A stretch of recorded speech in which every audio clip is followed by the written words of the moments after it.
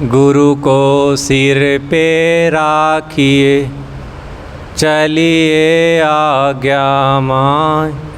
कहीं कबीरता दास को तीन लोक भैना। गुरु भक्ति कर देत है सकल पाप को नाश।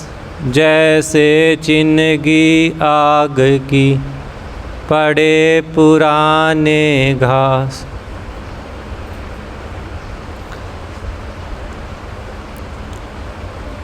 मनुष्य जीवन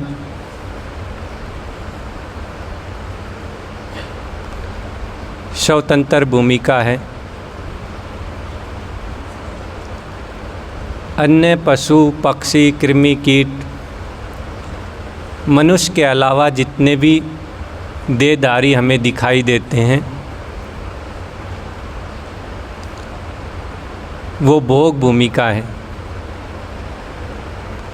वो स्वतंत्र नहीं है।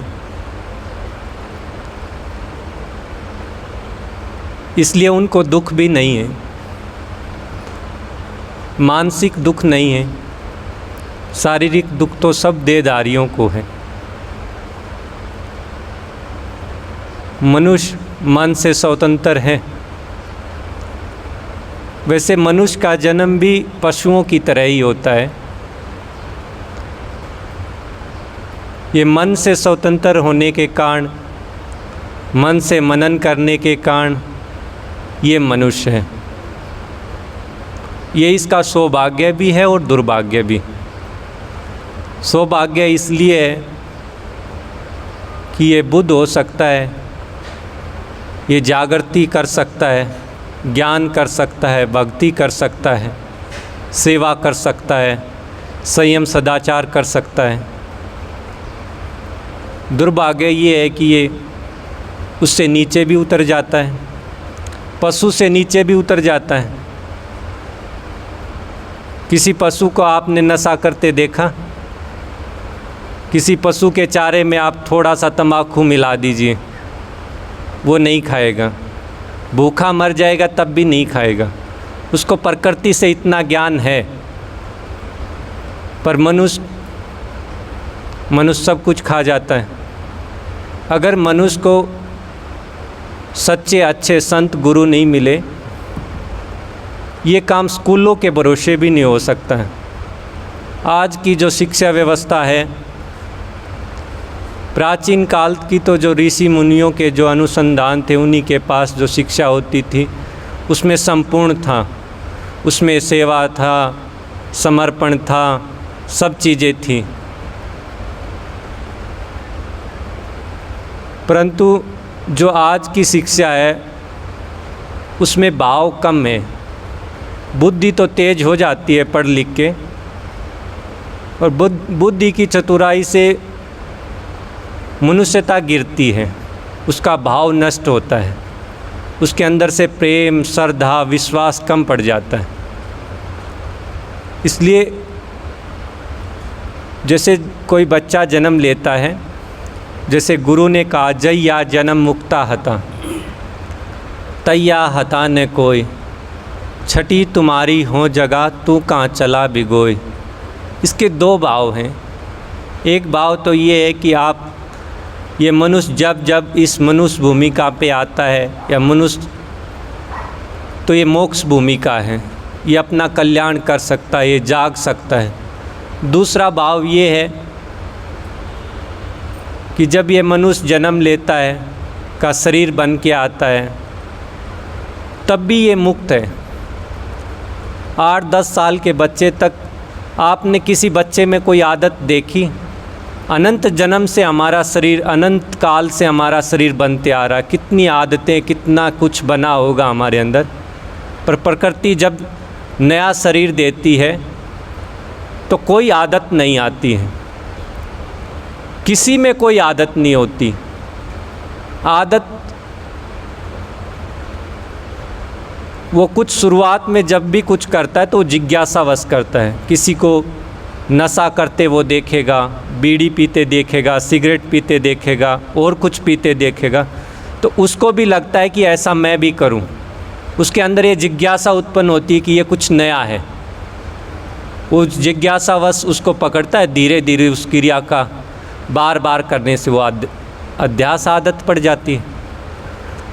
इसलिए जो बच्चों की भूमिका है, जो हमारा शुरुआती जीवन है, वो बहुत अच्छा है। उसमें कोई भी ऐसा अध्यास, कोई आदत, ऐसा कर्म नहीं होता। ये तो सब बाद में हम पकड़ते हैं, संगत से, वातावरण से, जैसे जैसे माहौल में रहते हैं वैसे वैसे हमारा मन बनता चला जाता है, वैसे वैसे हमारे संस्कार होने लगते हैं। और ये जन्म जन्मांतर की कमाई है, आज हम इस भूमिका पे बैठे हैं। ऐसी सत्संग चर्चा, ऐसा ज्ञान, ऐसी भक्ति की बातें ऐसा हम कर रहे हैं। नहीं तो आज आप पूरे विश्व में कहीं भी घूमिए, इजराइल का हाल देखिए, ईरान इराक़ का हाल देखिए, रूस का हाल देखिए, वहाँ कोई धर्म की चर्चा नहीं है, कोई मनुष्यता नहीं है, वहाँ तो लड़ाई है। इसलिए बहुत अच्छा सौभाग्य मिला हमको कि ऐसे संत गुरु मिले, हमें भक्ति मिली, ज्ञान मिला, उस ज्ञान के अनुसार हम जी रहे हैं। इसलिए अपना जीवन इन्हीं संत गुरु के साथ जोड़ के चलें तो जीवन में बहुत कुछ धीरे धीरे संस्कार बनते हैं। जैसे ही साधु गुरु के पास, जैसे कोई बगीचे में जाता है ना, तो बगीचे में जाते ही वहाँ की खुशबू उसके साथ हो लेती है। जब तक बगीचे में रहेगा उसके साथ खुशबू रहेगी। ऐसे ही है, जैसे ही हम संत गुरु के पास आते हैं तो वो सुगंधी काम करना शुरू कर देती हैं। वो हमारे पीछे के संस्कार सब खुल जाते हैं। दूसरों को सेवा करते देखेंगे तो हमको भी सेवा करने का मन होगा। और मन ये नहीं तो ये मन इतना भटकाता है, ज़्यादा पढ़ लिख लेने से भी बहुत सारा अहम आ जाता है, बहुत चतुर हो जाता है। एक कहानी आती है कि एक नौजवान थे, वो अपनी पढ़ाई लिखाई पूरी किए। इतने में क्या हुआ कि एक दिन यमराज आ गए। यमराज का मतलब होता है, ऐसे कहानियों में दिखाया जाता है, यम का अर्थ होता है वासना। जो हमारा कर्म बंधन है वही यमराज है। यमराज आ गए तो उससे कहने लगे कि भैया तुम्हारे जाने का समय हो गया है। तो कहने लगे अच्छा, अभी तो मैंने पढ़ाई लिखाई की है, अभी तो मैंने संसार भी ठीक से नहीं देखा है, इतना जल्दी? वो कहने लगे ये तो नियम है यहाँ का, जिसका नंबर आता है उसको जाना पड़ता है। तो वो कहने लगे आप इतनी दूर यमपुरी से चल के आए होंगे, थक गए होंगे, थोड़ा बैठिए, चाय पीजिए, नाश्ता करिए। वो बैठे, वो चाय बनाने चले गए। बहुत होशियार थे। तो जो चाय बनाई ना, वो यमराज की चाय में 2-4 नींद की गोलियां मिला दी। ले आए, वो चाय पिए, और चाय पीते वो तो सो गए। तो जो फाइल लाए थे ना इतनी मोटी सी, उसमें से अपना नाम का जो कागज़ था उसको निकाल के सबसे नीचे लगा दिए और आराम से बैठे। तो 2-4 घंटे में उसका नशा कम हुआ, वो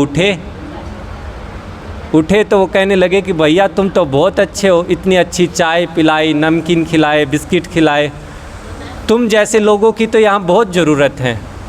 मैं तुम्हारे लिए बस इतना कर सकता हूँ, जो तुम्हारा नंबर है वो सबसे नीचे लगा देता हूँ, जो नीचे वाला है उसको सबसे ऊपर कर देता हूँ।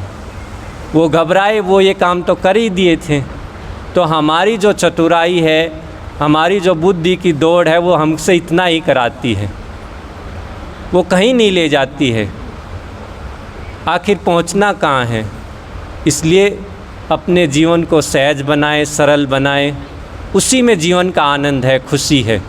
इतना कह के मैं अपनी वाणी को विराम देता हूँ। बोलिए श्री सद्गुरुदेव की जय।